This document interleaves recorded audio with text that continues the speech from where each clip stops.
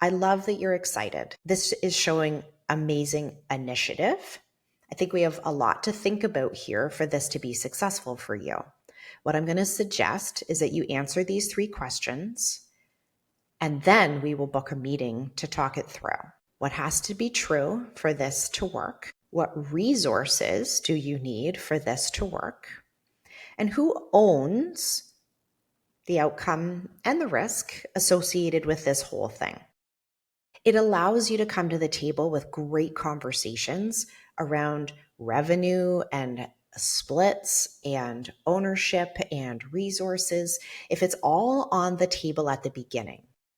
But if you come into those conversations resentful, owners, if you come into those conversations feeling like everyone's just trying to take from you all the time, owners, you need a better framework for people to bring you ideas so that you both can sit down and easily see the expenses associated with a program, easily see who's going to own what, and then you get to split the presents right at the end of the party. And I think that's a great way to empower both of you to actually show up in these conversations much more with much higher capability and much more leadership, right?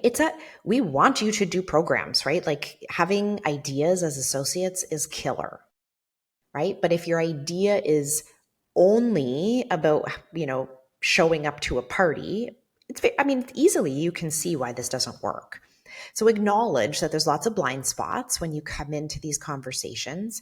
And when you reflect and do these 3 questions for yourself, associates, when you enter the discussion with your owner, be open to the idea that you forgot something on your list.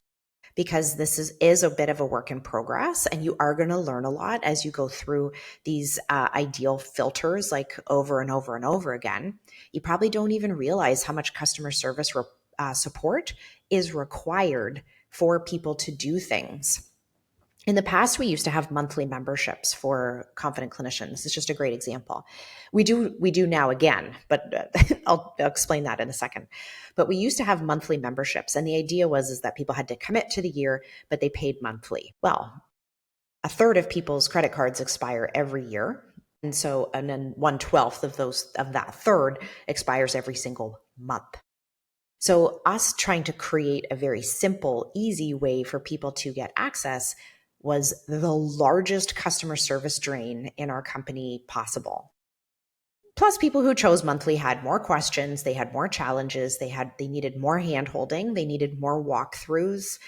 There was a difference. The people that joined monthly were different than the people that joined annually. And we didn't know that until we started, right? We didn't know it until we tried it. And then we were like, well, shoot, this doesn't work, right? People were eating up 3 months worth of their monthly membership in the very first month, and then their credit card would expire in month 5, and then we're on the phone with them. It really didn't work, but we didn't know, right? And there's a lot of things that you don't know too. And coming into that conversation with that like learner's mindset, like show me here where my blind spots are.